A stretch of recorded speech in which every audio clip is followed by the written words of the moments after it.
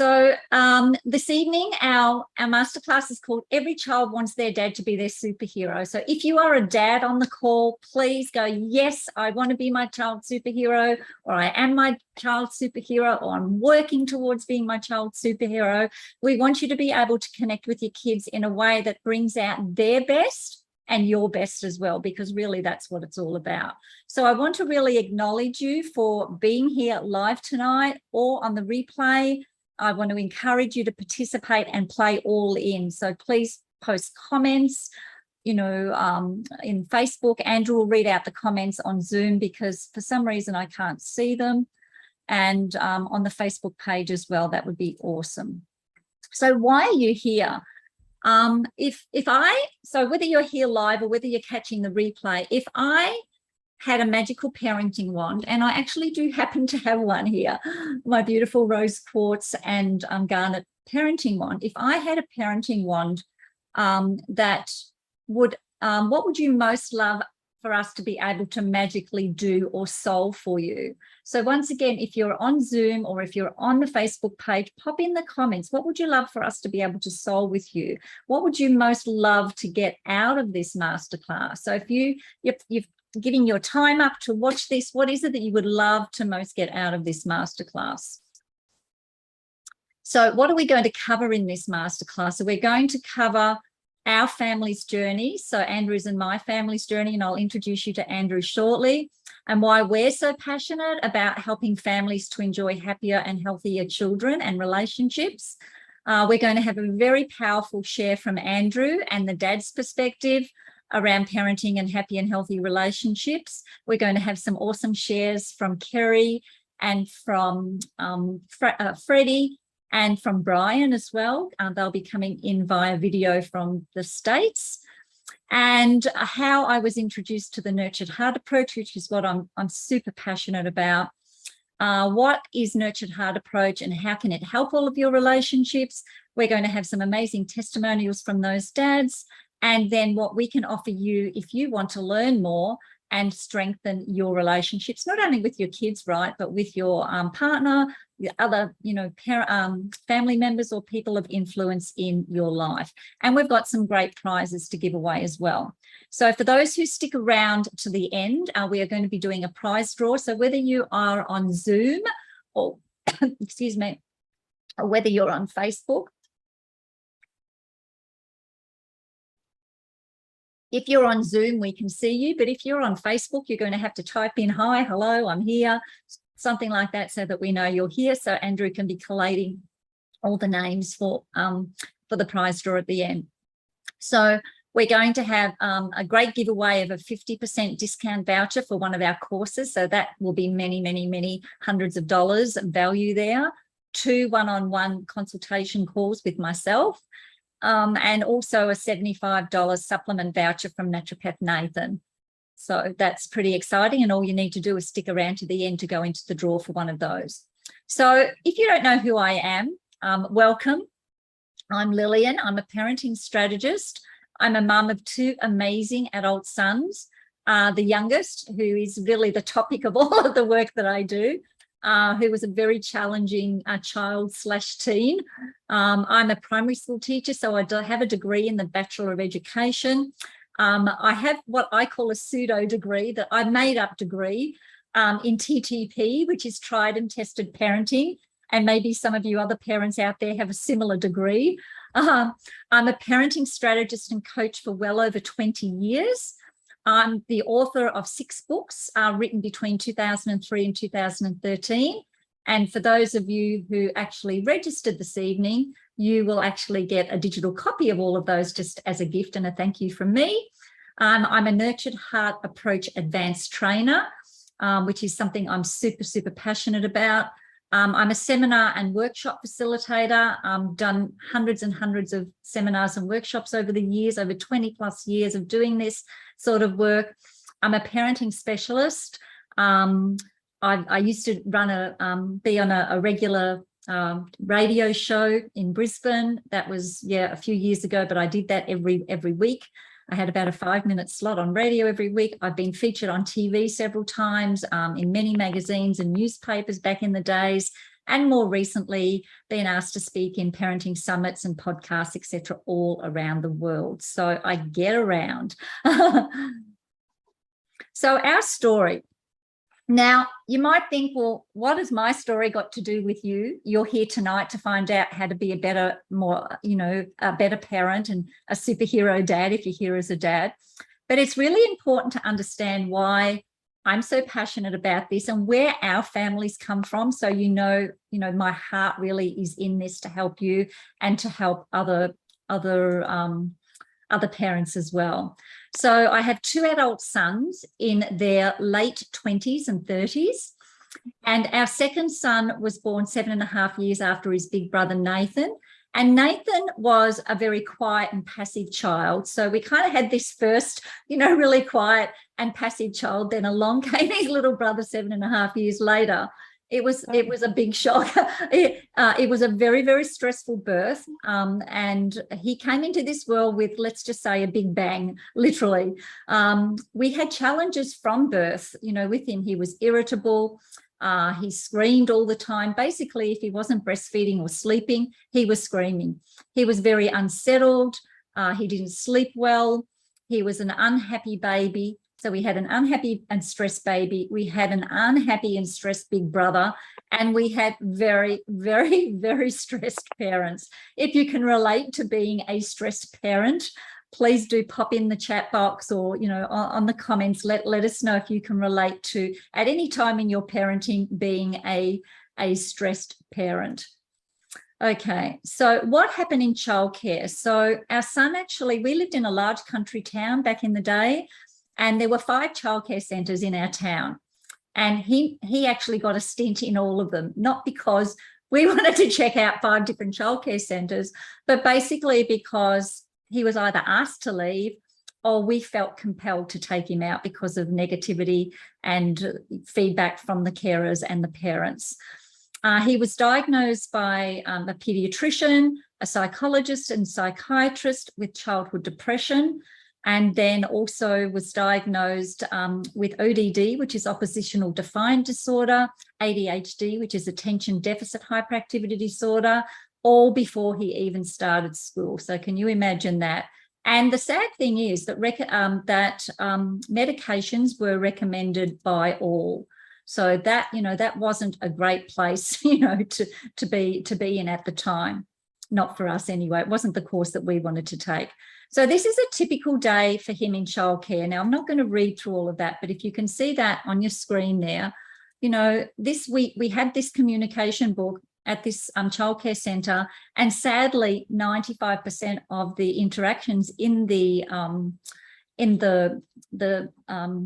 book, in the communication book, were all about the wrong things that we're doing, all about the misbehaviours and the trouble he was getting into and the kids that he was hurting and the damage that he was doing. There was very little in there about his successes or the good things that he was doing or the great moments that he was having, even if they were just short moments. We didn't get much of that. It was all about hurting kids and damaging things and, being in trouble and not being a really likeable little kid. So it was pretty stressful for him.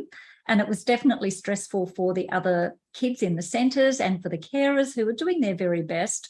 And it was definitely stressful for us as parents. So his first day of school, beautiful picture, right? He looks really happy and smiley and he always took a beautiful photo. But it was a very, very stressful first year. He spent more time out than he did learning in his first year at school because he was so challenging. And sadly, the teachers just didn't know what to do with him or how to deal with him. They just didn't know, what to do with this little boy. So it was really challenging. And they called in, psychologists and counsellors and so forth to diagnose him and to look at him. And sadly, they all came up with the same prognosis, of ADHD, ODD, with medication being recommended. And it just wasn't a course that my husband and I wanted to take. We did actually find a Steiner school, which was about 45 minutes out of our town. And he did have some better years there. I wouldn't say they were perfect, but they were better years because they were kind of a more of a holistic way of dealing with children and educating them. But unfortunately, that school closed down. He then went on to another local primary school before we moved from Victoria to Queensland, and then yet another primary school that didn't go so well. So we decided to move him again for year 7. So he went from school to school to school, trying to find a school that he was happy in and that could cope with his I guess, very challenging behaviours. So year 7, we put him into a private school. So we thought maybe a private school's the way to go. They're a bit more stricter, certainly cost a lot of money. And we thought that might be the way to go. You know, the school uniform alone cost us, you know, a fortune, I can remember. But it didn't go so well. He ended up with a school record, and you might think, well, that's really good, Lillian. He's got a school record, but it wasn't for something very positive, unfortunately. He was actually asked to leave at the end of term 1 in year 8, and because he actually, his school record was for the most number of red cards. And that in that school, they had like a disciplinary card system where they went from yellow to green to blue to red. And I think he was the only kid in the whole school in year 7 that had so many red cards. So he was kind of known as having a school, you know, it was kind of like something that he was proud of, but it wasn't really something to be proud of, if that makes sense. He then went on to another, a regular secondary school from there, and things went from bad to worse. It really was. And between about the ages of 13 and 15, it was a really, really stressful time.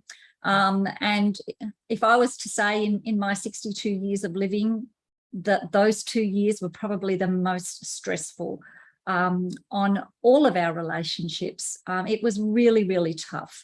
So his challenges that he had, you know, from age 3 to 5 really 10x'd in those 2 years. He went to 2 schools in 2 years. He had non-attendance or suspended for more days than he attended. He had a terrible reputation with teachers. We had many, many calls from the school. He was labelled as a troublemaker at school. He was mixing in the wrong crowds, getting into inappropriate behaviours and in trouble with the police. And he ended up leaving school at age 15 with very poor school attendance, and probably, even though he was a smart kid, there was nothing on paper to show with his grades that he was intelligent or that he had any capabilities at school. But then, thankfully, the universe stepped in and we connected with our angel, Frank. And if you'd like to read that whole story, you can actually do so. You can download my Revolting Child book for free and read that whole story. But it is quite an interesting story. But I'm wanting to share something with you which will kind of lead up to why I'm so passionate about what I do now. Because what I've come to realize is that no matter how good a parent you are, no matter how good your intentions are as a person, you're a good person, you're a kind person, you have so much love in your heart for your children. So many of us are parenting what we like to call in the Nurtured Heart approach upside down. So our yelling, our nagging, our threats, and our upside down parenting in our home led to very challenging and disconnected relationships in our family. And there was one instance that I won't go into too much detail into, but it's not my proudest parenting moment, where we got another call from the school to say that our son had been in trouble. Yet again, we got many of the calls, and the school basically told us that he'd run off. He wasn't at school. And he disappeared. My husband and I, you know, hours later, we still couldn't find him. And it ended up after, you know, many, many hours of searching for him that we basically found him, or my husband found him. I stayed at home in a drunken stupor in the gutter. He had consumed so much whatever he'd taken, because he must have been feeling so bad about himself, because he did pop home before he took off. I left that bit out of the story. So he did come home from school eventually. And instead of me kind of being, the mum that said, how was your day, love? I heard you had some challenges. What happened? Tell me about it. I went straight in to that upside down, yelling, nagging, threats. How could you? Why did you? How, like, I'm over getting these calls from the school. I don't believe why you keep doing all this, and you're grounded, and all the wrong stuff. And he basically said, Mum, I'm out of here. And with that, he took off. And he must have been feeling so bad about himself that he thought even my mum doesn't believe in me. Even my mum isn't my supporter and fan. Even my mum doesn't understand me or doesn't care about me. So he basically just went out and got himself so out of it that he literally didn't know who he was or what his name was when my husband found him. It was really, really sad. And it certainly wasn't my best parenting day, I can tell you that. But after the revolt, you know, a lot of healing started. So as that event happened, and he was basically sobering up for two days, would you believe?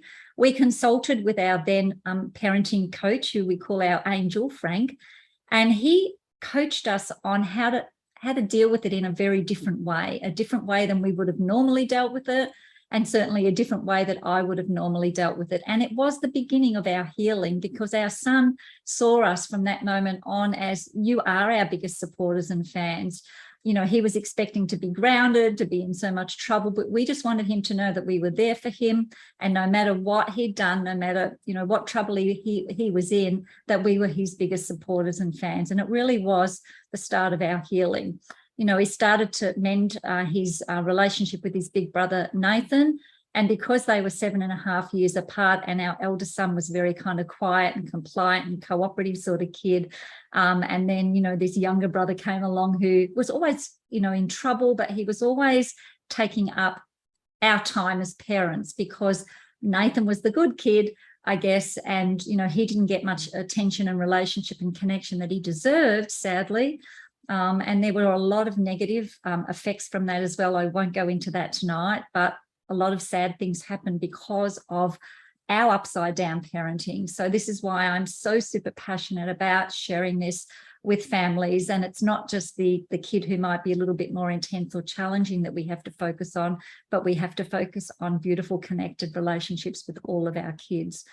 So this is my beautiful family, my hubby Andrew that you're going to meet in a moment. This is my youngest son and his partner, and that's my eldest son as well. So I have a beautiful family who I am absolutely so grateful for.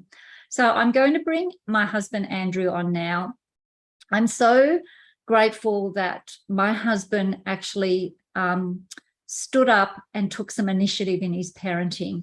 He could have just said, Lillian, you're the mum, you deal with this. I'm working, I'm, you know, providing a living for my family. I'm the breadwinner here. I work long hours, you deal with it, right? He could have done that. And sadly, I hear a lot of dads have that kind of opinion even today in this generation, but he didn't. He stepped up, and back to back, we decided that if we were going to save our family, that we needed to do something pretty dramatic. Because if we'd let things go the way they were going, it would not have been a pretty ending, I can guarantee that. So Andrew, over to you, and I look forward to you sharing. Thanks, Lillian. You can hear me okay? Yes, I can. Right.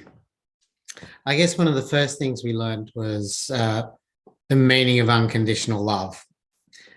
We always loved our kids, as does everybody, I hope. But what we learned was some of the things we were communicating with our facial reactions, screwing our faces up when something didn't please us, and in some way manipulating our relationship with our kids into making it so that they had to conform to what we wanted before they actually had and received love from us. And so it was a real learning for me to find out that I was actually putting conditions on whether I gave our kids love or not. And it tears me apart to think about it, to be honest, but it's quite a learning when you fully appreciate what you're doing. And because I guess one of the things we discovered in just stepping backwards a little is that if we had a revolting child in our house, then we created that revolt, because in some way we were actually holding back from giving unconditional love.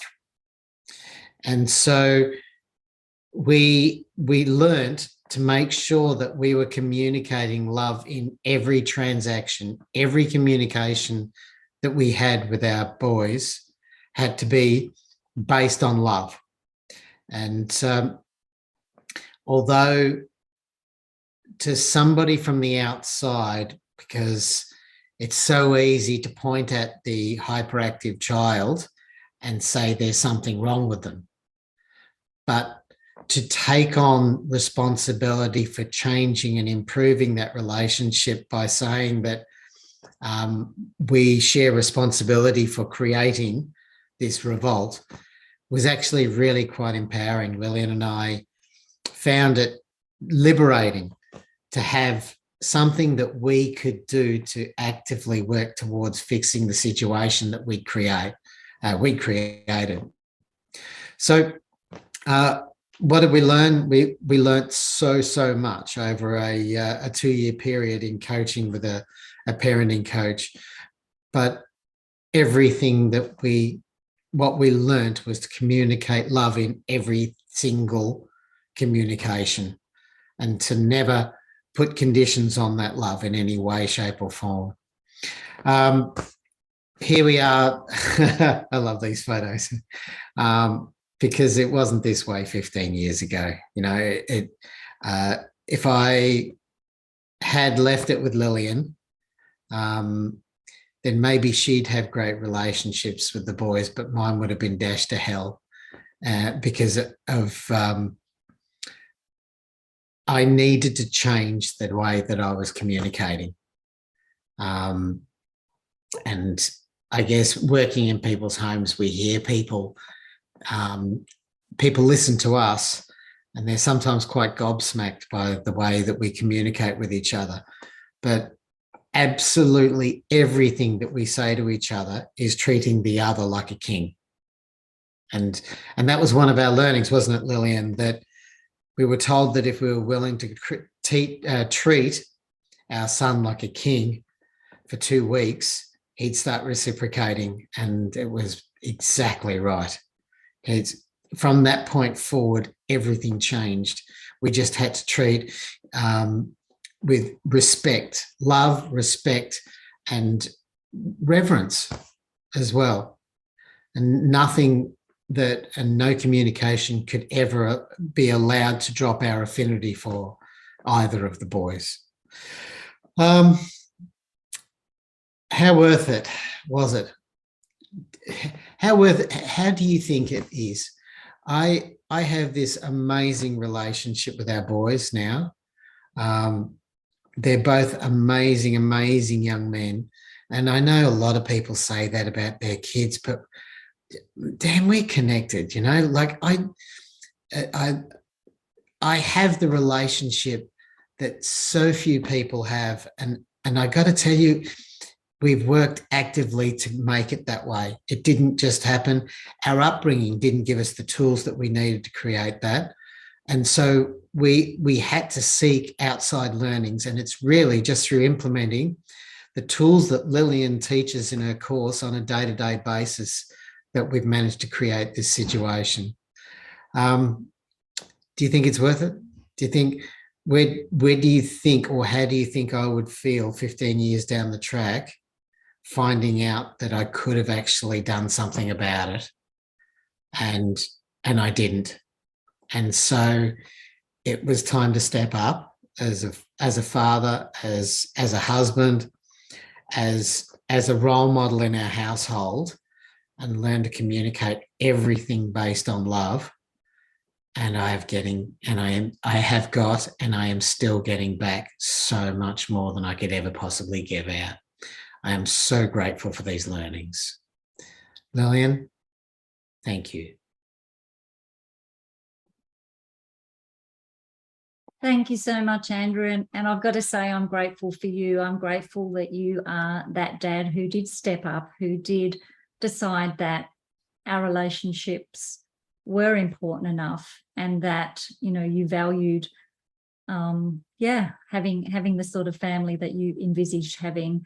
And I've got to say, you know, Andrew and our youngest son's relationship is so special. I don't think, did you mention that you've worked together for 11 years? If you did, I missed that, sorry. And they have the most amazing relationship. We've just come back from, camping with them, and they're great. They're awesome, awesome sons to have. They so value our family, and we so appreciate who they are as people. And Andrew and Caleb have the most beautiful, amazing relationship. So I'm going to share something with you that makes me a little bit, teary here, because when we started making these transformations and changes in our lives, things definitely weren't perfect. And this was actually written by our son, if you can see this on the screen, before that incident at the school. So we were starting to get great results at home. He was starting to feel our love and connection in our home, but sadly it wasn't reciprocated at school. So sometimes when there's disconnect at school, it's, the kids can still have challenges. But he wrote this little poem, like an acronym: Andrew, achiever in all aspects of life, never gives up, driven to be his best, respectful no matter what, essential to all our lives, winner, winner, winner. Dear Dad, every morning when you sit down to work, I want you to read 6 of the countless qualities in you that we all respect and admire so much. I also want you to know that I do believe in you and you can do it. No matter what the goal or how hard it is, you are more than capable, and you've proven to me that anything can be done if you put your mind to it. And he lives that philosophy now. They work together. Little did he realize at age 15 that he'd be working with his dad a few years later, and they've now worked together for 11 years, which is pretty incredible. So so as Andrew said, it definitely has been worth it. So now on to the part that I'm super excited about, the nurtured heart approach. This is something that I was led to by the universe. I'm so grateful that I found out about the nurtured heart approach. It's so a part of who I am now and what I'm so passionate about. There's a little bit of a story to how I found out about it. I won't go into too much detail, but I met somebody who mentioned it to me at a networking event, a psychologist, and I got to find out about the nurtured heart approach. I basically Googled it and spent 5 hours, watching everything about it. And it's so aligned with what our parenting coach was teaching us. So I was already a parenting coach myself at that time. But I guess I was looking for something a little bit more systematic, because when we were coaching with our parenting coach, we did so for nearly 2 years. It was more like we would have a challenge and then we would coach with him, and he would, teach us what to do or what to say. Whereas I was kind of looking at something that I could really teach people on a bigger and grander scale so that they could enjoy the amazing relationships that we were starting to have. And while I was getting results with parents prior, after being introduced to the nurtured heart approach, I see so many amazing transformations in families. It just makes my heart absolutely sing.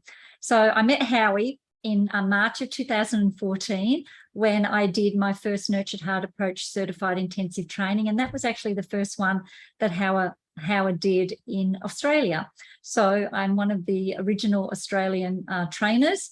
And then last year I qualified to be an advanced trainer. And we actually have on Facebook one of our colleagues, Freddie. So you might want to say hi on Facebook, Freddie. And we've got a video from Freddie coming up a little bit later. But Freddie's one of our trainers and mentors in the Nurtured Heart Institute as well, which is so pleased to have you on. Thanks for joining us. So this is a special little message from Howie that he did just for us. So I'll play that for you. Hi, Lillian. Hi, my friends in Australia. I am so happy you found your way to the Nurtured Heart approach. You're in the best of hands, and I hope you enjoy the ride. It will be revealing and fun and empowering. Thank you, Howie. Be well. I love Howie, and I feel so privileged that I had that special little message from him. So yeah, for all of us here in Australia. So Howie is so passionate about empowering people to have, more heartfelt and beautiful relationships as well, especially our kids, which is, what being a parent is all about. So the Nurtured Heart approach has just had its 30-year anniversary, and it was originally brought about by Howie to help transform really intense children, particularly children that had had the diagnosis of ADHD, for example. But really what it's about is helping all children to flourish, and dare I say, all people to flourish.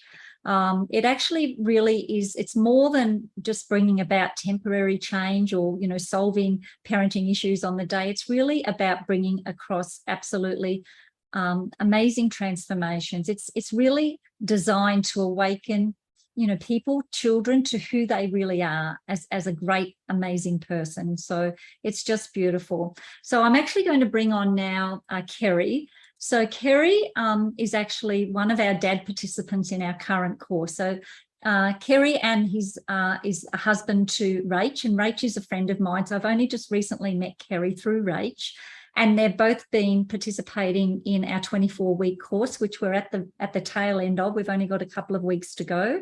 So Kerry is dad to 4 amazing children.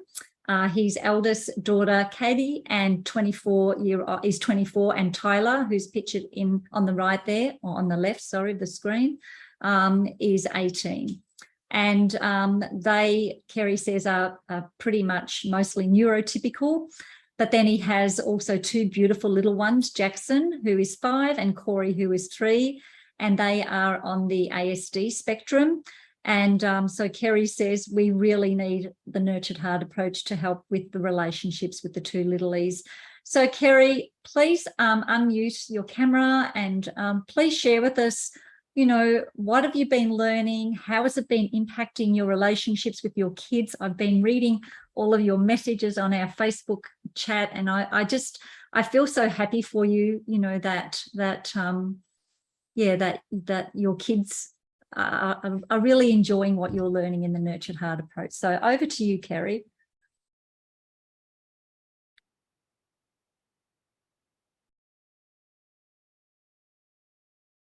I can see him now. You just have to unmute yourself, Kerry.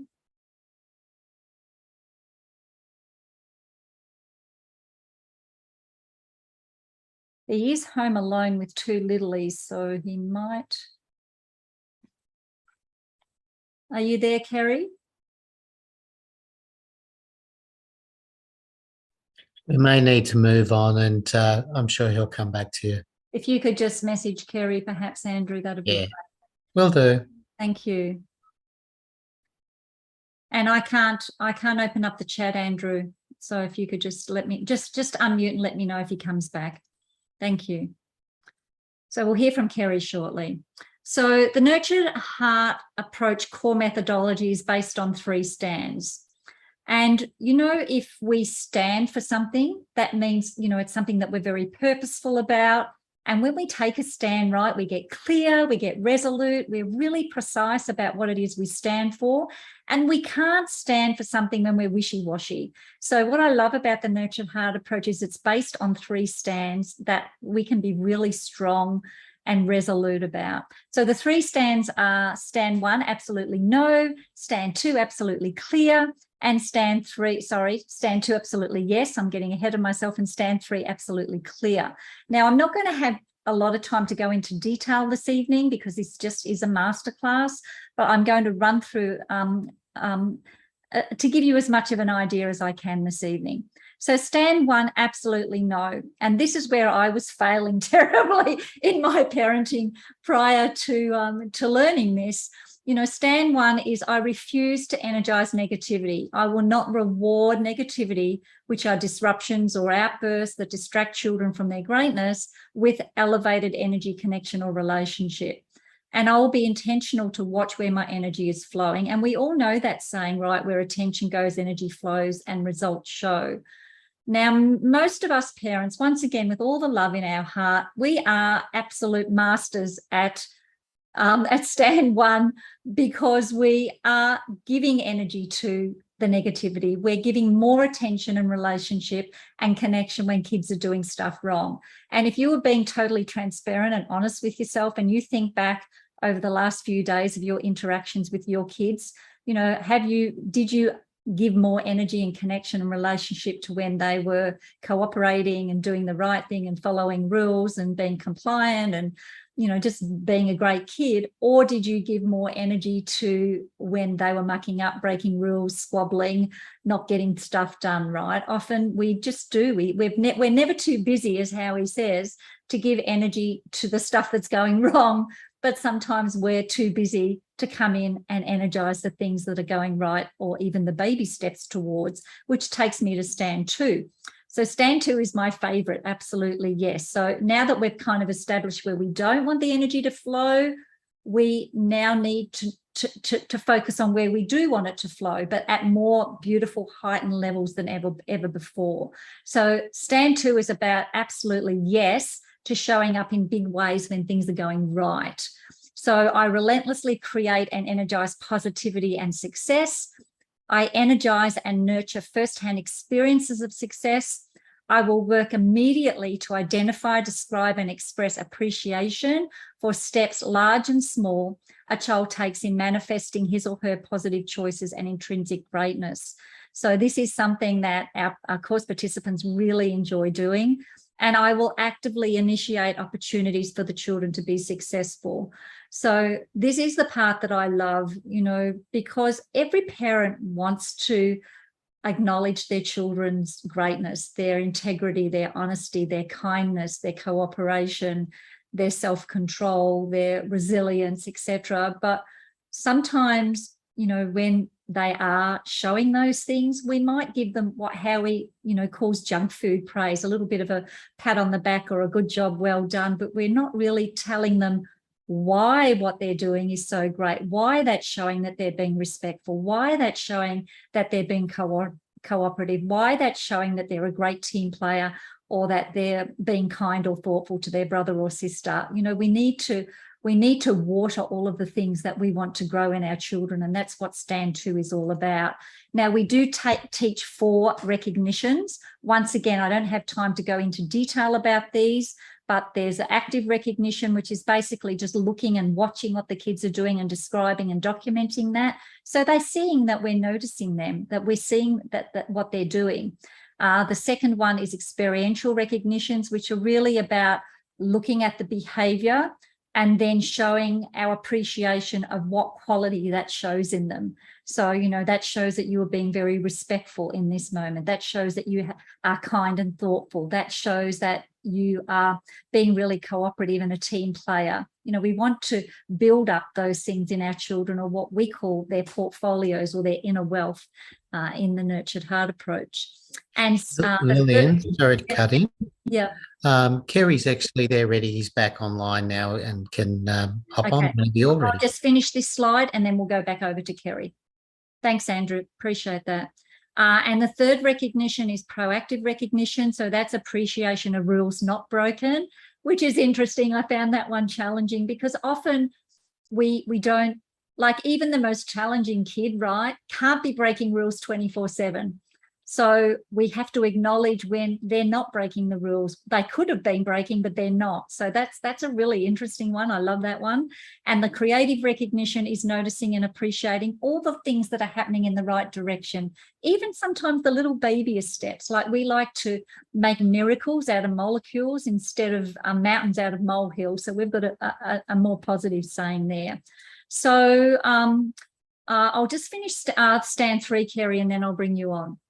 So stand 3 is absolutely clear. So that's really because we need clarity, don't we? We need rules, and everybody needs to be clear on what the rules are. So it's about setting and enforcing clear limits and clear consequences in an unenergized way. So it's not about, you know, giving energy to all the things that they're doing wrong, but so that the kids know what the limits are. So just like in a video game, where we know what the limits are, we know when we break a rule, like, or in a basketball game or something, the rules are clear. And no matter whether you're the player on the court or whether you're the referee, everybody knows the rules, right? And I will consistently enforce rules and provide immediate consequences each time a rule is broken by a beautiful method in the Nurtured Heart approach that we call reset. So we just help the children to reset themselves back into a place where they can move forward more positively. And one of the most beautiful things about the reset as well is that, you know, us parents really need to reset ourselves before we can come back and interact with the children in a positive way. So we can model the reset for the children as well. And the great thing is that we then recognize the child in the moment they have reset and create the next moment as an opportunity of success. So it's a beautiful, what I like to call the nurtured heart dance. So we're dancing between the 3 steps. So the reset is really the key to consequences and getting back into the positive zone. And it helps, you know, both the parents and the children to really learn how to self-regulate. And as I said, to move back into that positivity and success much quicker, because we want the kids to know that, okay, I broke a rule, I made a mistake, but I can reset, and now I'm back in the game. Now I'm back in the game of being, you know, positively involved in whatever's happening in the home at the moment or with the family. And, you know, there's not going to be any long lingering, you know, consequences, etc., for the misdemeanor. I mean, sometimes there might have to be something that needs to be discussed if it was something a little bit more seriously, but basically we just want the kids to be able to reset and go, okay, I've made a mistake and now I'm back in the game again. Just like in that video game, right? How when you get kicked out of the video game and you can reset and get back in the game again. So I'll go back to Kerry now. So Kerry, please do unmute, and we'd love to hear your story. Hey, can you hear me all right? I can beautifully. Thank you, Kerry. Sorry about that. I actually had to just give myself a reset after the technical issues that I was just having. Oh, good. Well done. Good reset.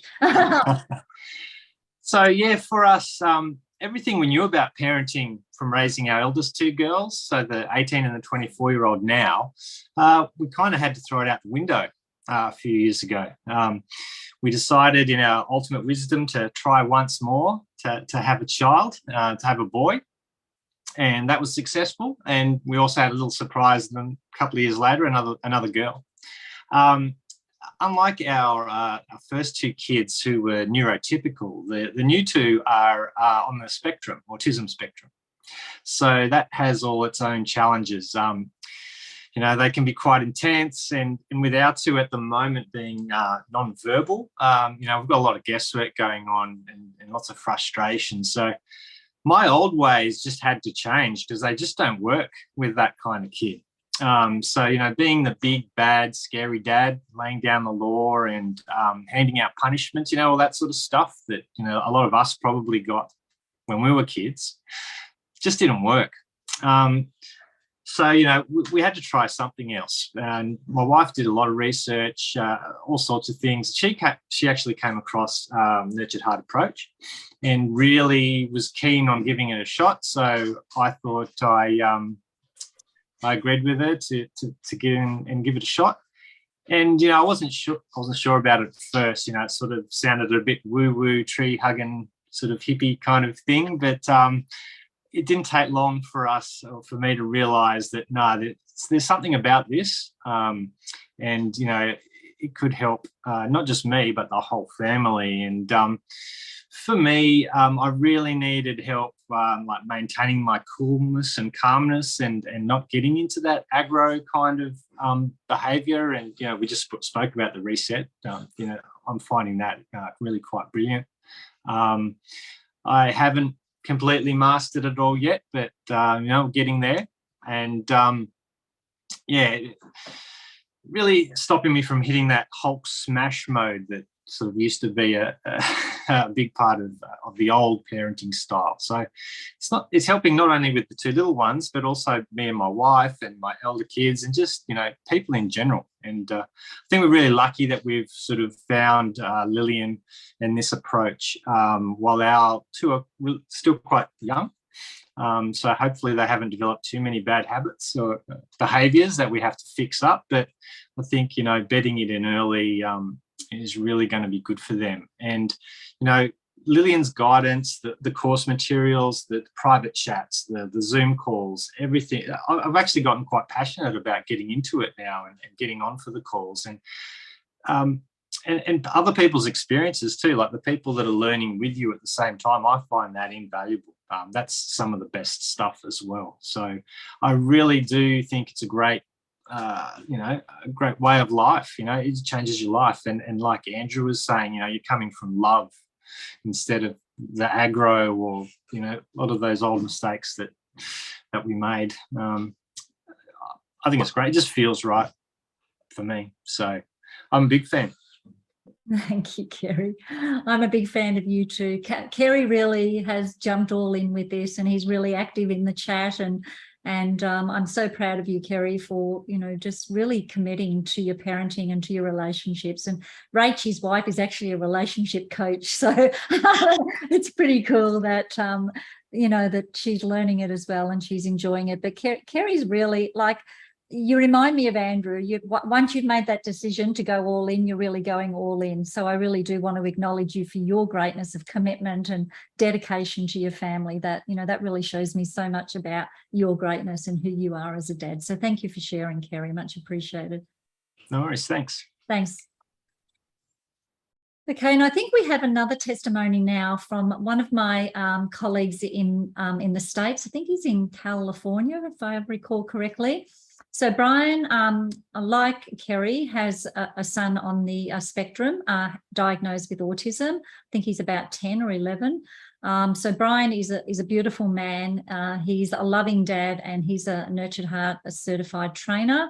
So Brian's just shared a little video with us. So I'm just going to share that with you, and hopefully you can feel through the video his love, not only for his son, but for the Nurtured Heart approach as well.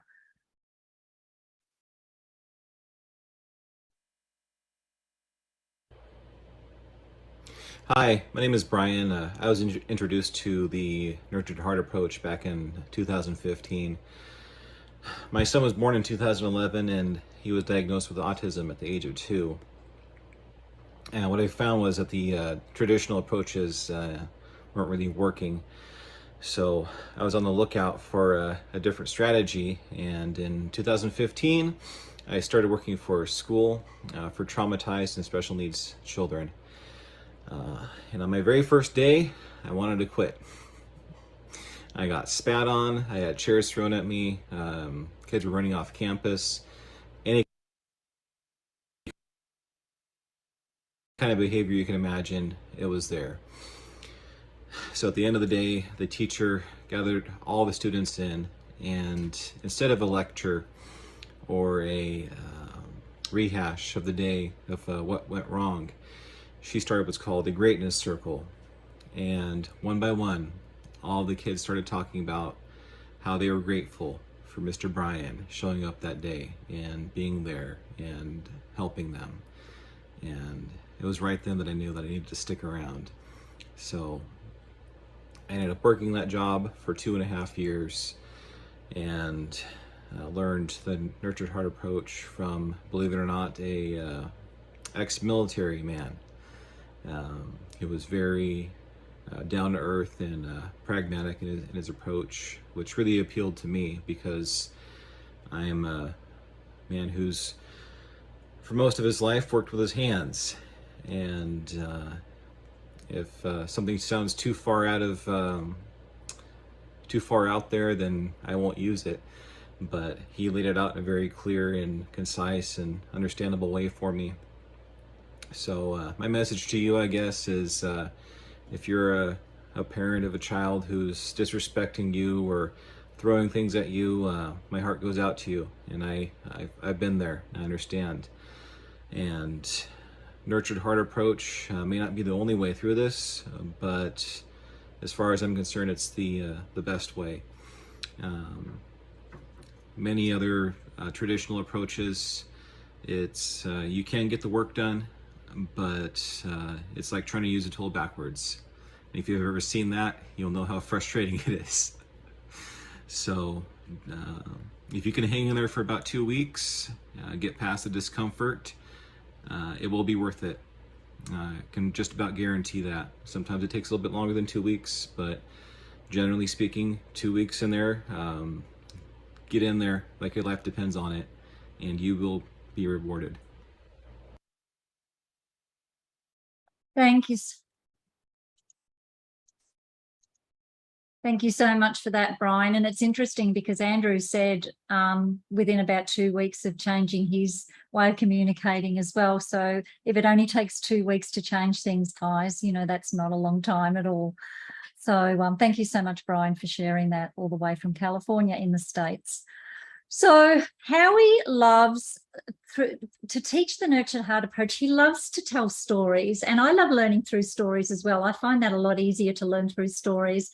Many of the lessons that I teach in the Nurtured Heart approach are based around stories. And one of the stories that I love is Toys R Us. So when you think about it, we are our children's most exciting and compelling toy. And as humans, and particularly as parents, we have, you know, a zillion different ways to be compelling and interesting, don't we? And if you think about, you know, what do kids do when they get a new toy? They want to really enthusiastically explore it. They want to know what it has to offer, and they look for the compelling features, and maybe they discard the boring features, etc. They don't want to go back to those. So, you know, how are we like toys as adults? You know, look at all the ways that we move, that we're physically active, all of our emotions, you know, not just the happy, glad and sad, but our own unique version of each of these. And we have by far the greatest features of any other toy ever. And guess what? Our kids very quickly learn how to control our toy, to control us as a toy, because as the ultimate entertainment center with all of those great features, we come with a remote control included. And once our children have experienced those features of ours, it kind of sets the bar for what's energetically possible. So when you think about it, when things are going right, our good job and our thank you and well done, you know, they become like the boring toy features in comparison to the blinking lights and the whistles and the arms moving and the eyes popping and the face going red. That negativity and non-compliance brings out in us. So we're kind of, you know, boring when things are going right as far as the kids are concerned. And our responses to the positive when they're doing the right thing, you know, listening and complying and following the rules and being quiet and playing nicely with their sibling, etc., they pale in relation to when they're negative. And as Howie says, we're never too busy to come in and, you know, and put all the bells and whistles on when they're being negative. And we kind of inadvertently show the kids that they get more of us, more of their favorite toy when they're being negative. So if you think about, you know, when are we radiating the most energy? You think of some of the examples of when your buttons were pushed and things that really made you react vibrantly. And you might be able to think of something that's happened in the last few days or the last week or so. You know, think about an incident, if something comes to mind recently. You know, did you come more to life when the kids were being quiet and cooperative and playing nicely and well behaved? Or did you come more to life as the favorite toy in that negative situation when the kids perhaps weren't listening, or when they were breaking rules or being uncooperative or disrespectful and arguing? Is that when you come to life? So for most of us, if we were to be totally transparent, it's usually the latter. And I know for me, definitely, it was when my son was doing the wrong thing that I came most to life, because those few times when he was being quiet, I'd go, phew, he's quiet, let me get something done. And I wasn't letting him know how awesome he was being in that moment, how much I appreciated his cooperation, how much I appreciated that he was playing quietly and allowing me to cook dinner. And that, you know, that showed me, you know, so much about his patience and his cooperation and his team playing, etc. But as soon as he mucked up, I might have been cooking dinner, but as soon as he mucked up or was yelling or screaming or stuff was going on, I was never too busy to go in there and rah, rah, rah, what are you doing? You know, the yelling, the nagging, the lecturing, the threatening, the punishing, the reprimanding, never too busy for all of that. So kids actually get to learn that they get more from their favorite toy when things are going wrong than when they're going right. And then that becomes a pattern, doesn't it? It becomes a pattern for them that, you know, if I want to play with my favorite toy and what they're seeking from us is connection and relationship, all I need to do is muck up and then my favorite toy comes to life. Because when I'm good, my favorite toy is pretty boring. So we need to flip that around, right? We need to turn that upside down, parenting the right side up. And it's a little bit like, I like to use the analogy of the watering can. You know, if you had a watering can full of beautiful nutrients and fertilizer, etc., and you filled it up and you went out into your yard, would you go out and purposefully water the weeds? You know, most of us would think that's a bit crazy, right? You know, we would use that beautiful nutrient-rich water to put it in our pot plants or on our herb garden or our veggie garden, because that's what we want to grow. But so often we are watering what we don't want to grow. We're giving all of our upside down energy to the things that we don't want to grow. So as a toy, we become more animated and compelling and alive and energized when things are going wrong.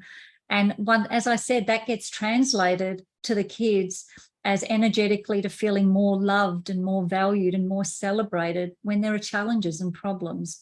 So, you know, that is, you know, really upside down. And when I first heard that concept of upside down parenting, I'm like, what does that mean? I didn't quite get it.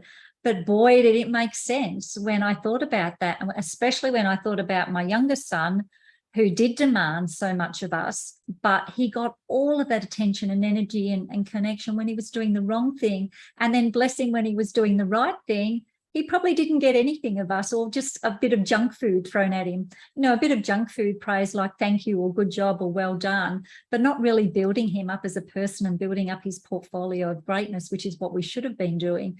And then, you know, our kids learn that when we give energy to the things that they're doing right, even, you know, what we call those baby steps, then that's how they get to go, okay, if I want my favorite toy to come to life, if I want that connection and that relationship and that energy from my favorite toy, mum, dad, teacher, whoever it is, then if I behave in this way, that's how I'm going to get the juiciest connection and relationship. And that's where I'm going to feel good. But when I muck up and disobey or don't follow rules or, you know, fight with my brother or sister, I'm not going to get much energy then. My toy's going to be boring then. So I'm not really interested in that. I want to get that juicy energy from my toy.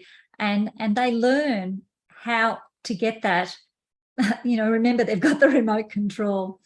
So I'm going to now share from Freddie. So Freddie is actually a certified advanced trainer in the Nurtured Heart approach. He's not only a trainer in the Nurtured Heart approach, but he's actually a mentor to the trainers as well. I had the great privilege of having him as my mentor on the advanced training course that I did last year. He's a dad. He's a teacher, and he embraces the Nurtured Heart approach in such a beautiful way. So I'm going to, Freddie is actually, I think he's still with us. If you are on Facebook, say hi, Freddie, so I can see you there. But Freddie is from Tucson, Arizona. I think I've got that right, Freddie. So I'm just going to share Freddie's very, very powerful video with you now.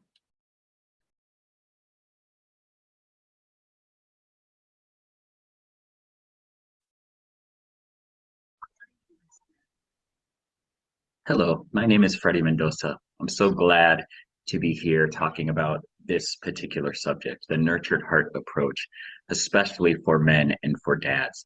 What a blessing it can be, right? I know I was taught that we had to be strong, we have to hide our emotions, we have to be logical and be solid in emergencies, and so therefore vulnerability or fear or even nervousness, anxiety, you know, those were all kind of deemed weaknesses. And what I found, at least in my experience, is I, as a man, but also many men I've come to talk to, we could turn almost any emotion into anger. It became like little anger, you know, making machines. Like, you scare me, I get mad. I get hurt, you know, playing a sport, or, you know, hammer my thumb or something, and I turn that into anger. I feel vulnerable or judged, and I turn that into anger. I feel frustrated, anger. So I could keep going. That served me well in a lot of ways. It served me well professionally. Sometimes it served me well, certainly athletically, competitively. The first time I realized that was really, really limited, though, is embarrassingly to admit, trying to whisper sweet nothings into somebody's ear, or even more so when I held my daughter in my hands, realized very quickly that turning every emotion into anger is very self-defeating. So I wanted to pose that to us, because one of the things that I think Nurtured Heart can do so well, when we get past some of the fluffy language, when we get past some of these definite obstacles to our way of thinking, the way that societies and cultures have taught us to be as men and as dads, I think it really does open us up to a lot of possibilities where again, like something, for instance, like strength. We've been taught that we're to be strong and we're to protect, and that's great. I 100% agree with that now that I've been through Nurtured Heart, trainings more and done a lot of work in thinking. The problem with that is how we limit our definition of what strength is and what protection is. What our family needs from us most is to learn to be authentic, to learn that a lot of times strength can come through vulnerability. It doesn't take strength to hide, emotions and difficulties. It doesn't take that much strength to, bulldoze through everything or over everything and pretend everything's fine. As a matter of fact, I think it takes much more strength to be authentic and to show them and process through and model for them how to deal with some of these other frustrations. So I could talk about this forever, but what I wanted to just share is, I know as a man, there are a lot of obstacles to this, what we feel is very touchy-feely. We sometimes we want a demand for punitive nature. You mess up, you pay for it. That's just how it goes. We can't just be letting bad behavior, we feel like they're getting away with something if we don't come down authoritarian with some authority. And I question all of that now. I think there's really something to be said for being authentic, for seeing the greatness in ourselves, in them, in building up the inner wealth that will let them handle things more down the road.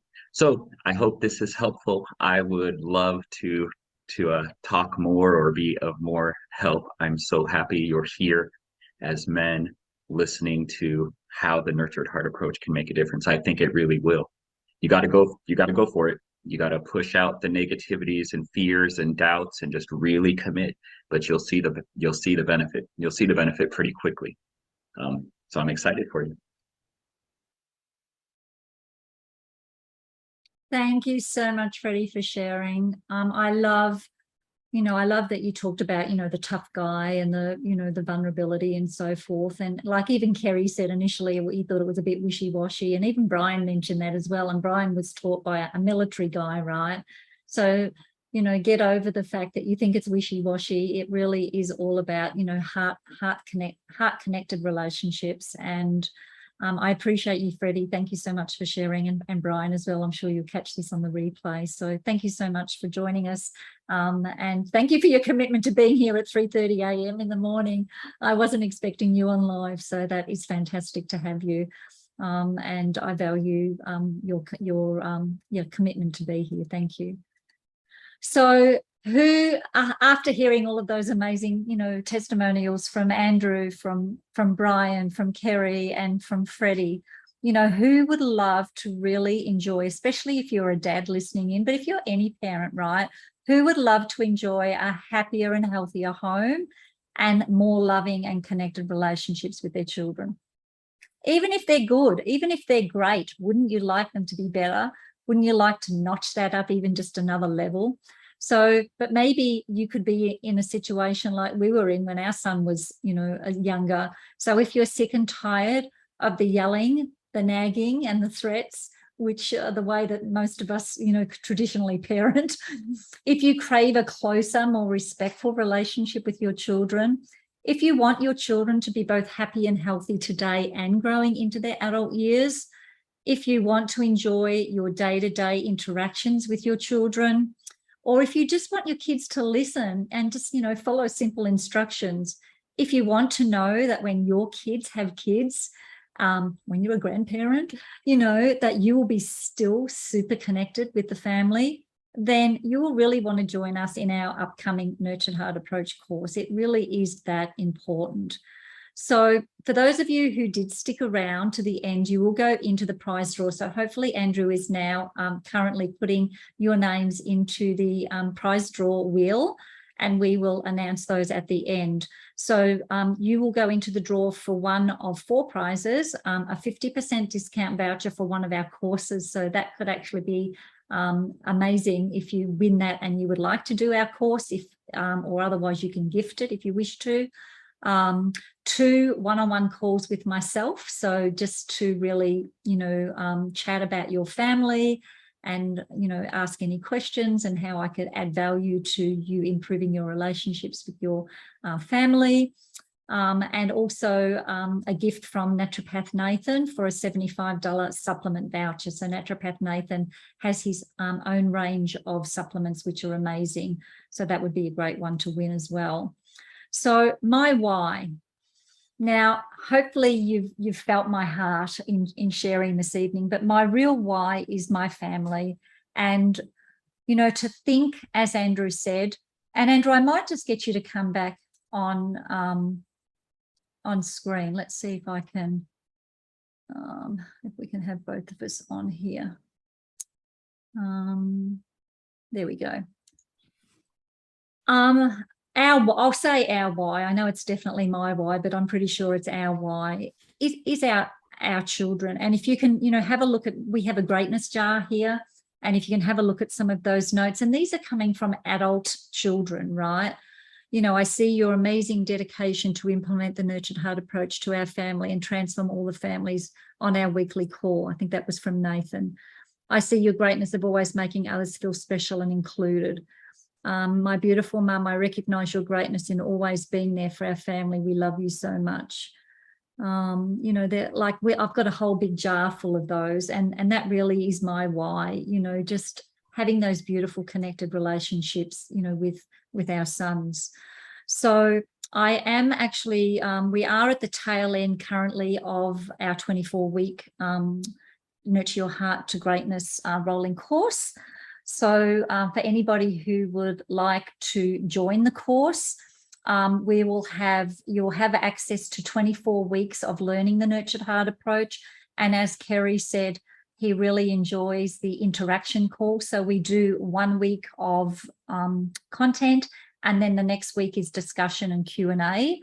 So there'll be 24 weeks there. If you miss a live call, you'll have a recording to review, or just to review if you want to go over the information. They are usually between 60 and 90 minutes each week.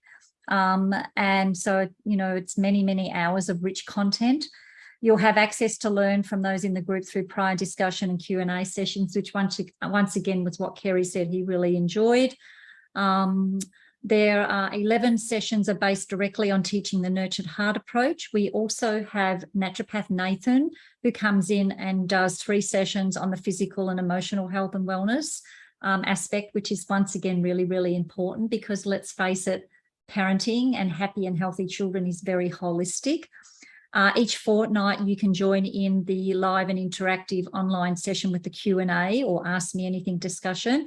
And I think in a lot of ways, those are the calls where there's a lot of growth, because people are practicing the Nurtured Heart approach during the week, and then they've got questions and so forth that they come in and we can discuss and talk about. And sometimes we might take 15 or 20 minutes to discuss one person's question.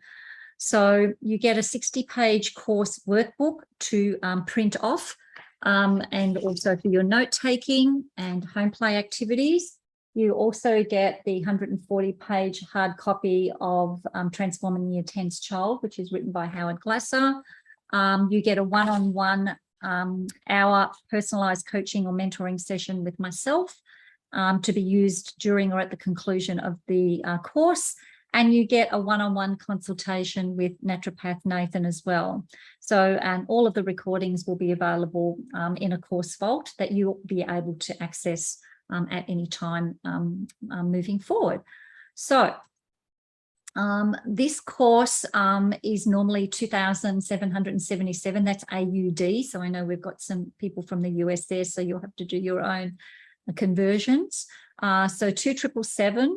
the early bird special for the next 24 hours. So anybody who's listening in now or listening to the replay in the next 48 hours, if you would like to jump in and do this next course, you can save $500, which is a substantial saving. Plus, as another, what I love to call love bomb, you'll get an additional one-on-one personalized session with myself to use at any time you need it throughout the course.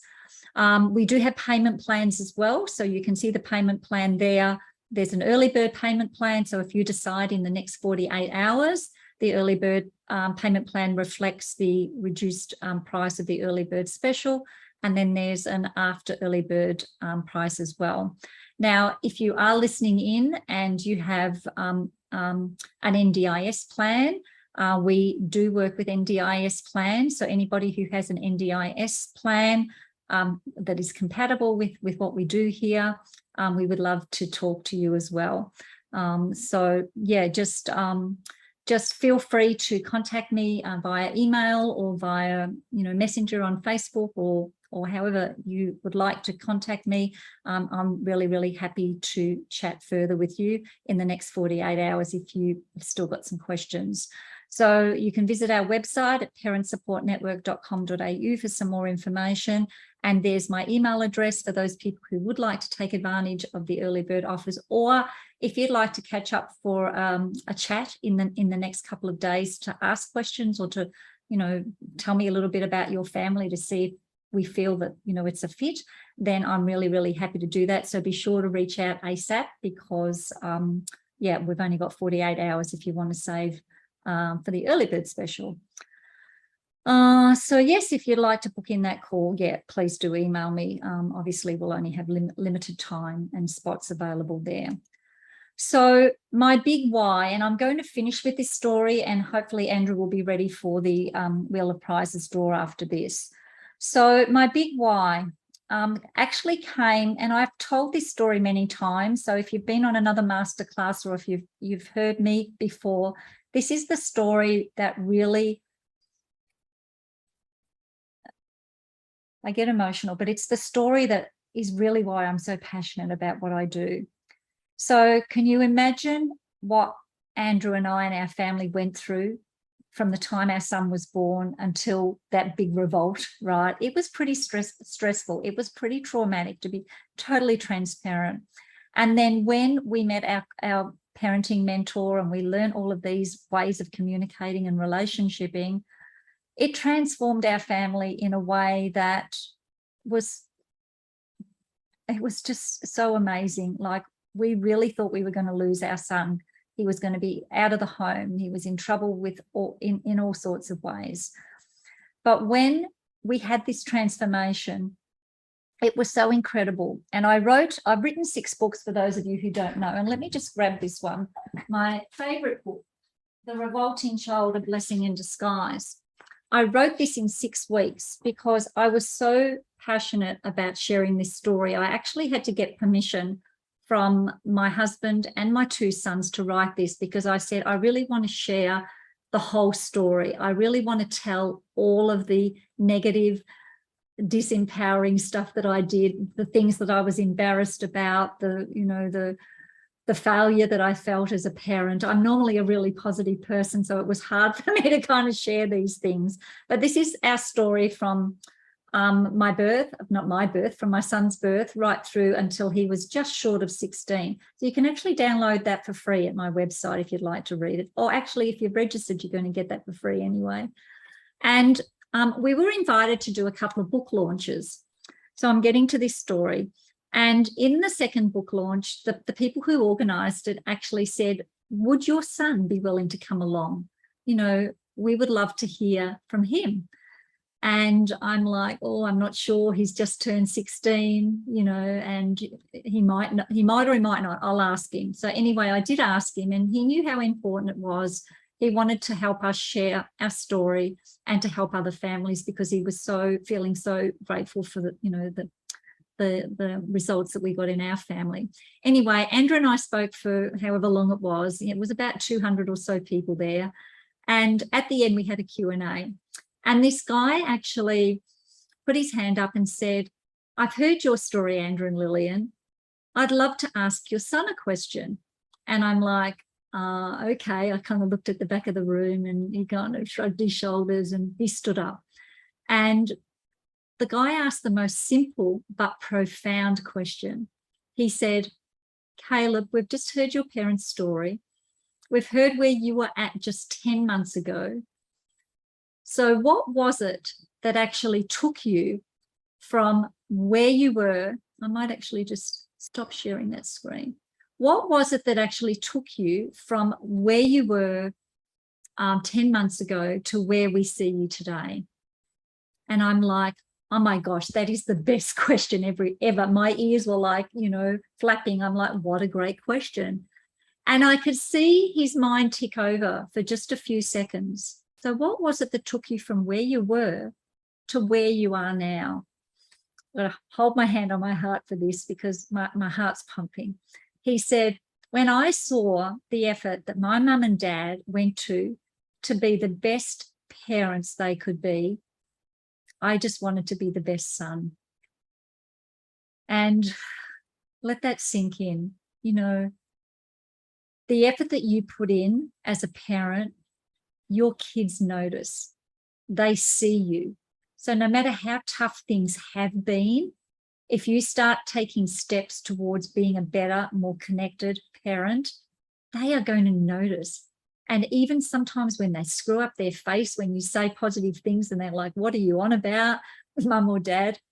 They love it. I can remember our son telling us years later, Mum, when you used to say all that positive stuff and I discard it or screw up my face, he goes, I really did love it.